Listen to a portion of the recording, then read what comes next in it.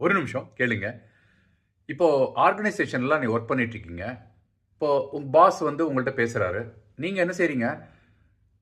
இந்த ஐடியா நல்லா இருக்குல்ல சார் அப்படின்னு ரொம்ப எக்ஸைட் ஆகி நீங்க அந்த இது வந்து ஒர்க் ஆகும்னு உங்களுக்கு நல்ல நம்பிக்கை வருது. அப்போ ஒரு சஜஷன் குடுக்குறீங்க.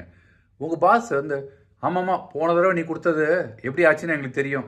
அப்படின்னு ஒரு பதில் குடுத்தாருன்னா என்ன ஆகும்? உங்க ஐடியாவையும் சாகடிச்சிடுறாங்க. உங்களோட கான்ஃபிடன்ஸையுமே போக வச்சிடுறாங்க அந்த இடத்துல.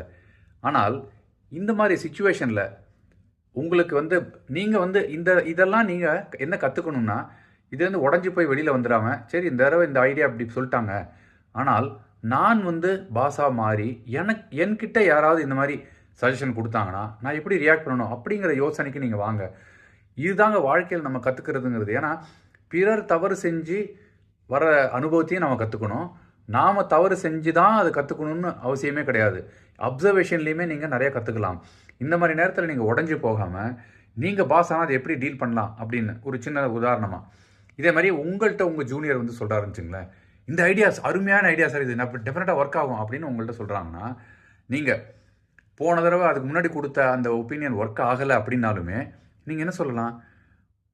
இது நல்ல ஐடியா மாரி தெரியுது. போன தடவ பண்ண அந்த தவறுகள நம்ம உணர்ந்திருப்போம்.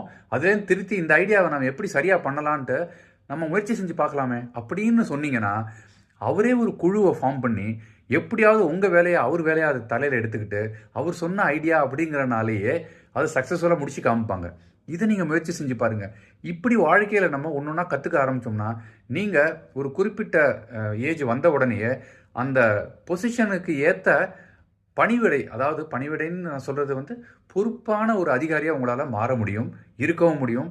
நல்லா பரிமளிக்கவும் முடியும். முயற்சி தான் செஞ்சு பாருங்களேன். எல்லாத்துலயும் கத்துக்க முயற்சி செய்யுங்க. அது ரொம்ப முக்கியம். Thank you so much. Bye by.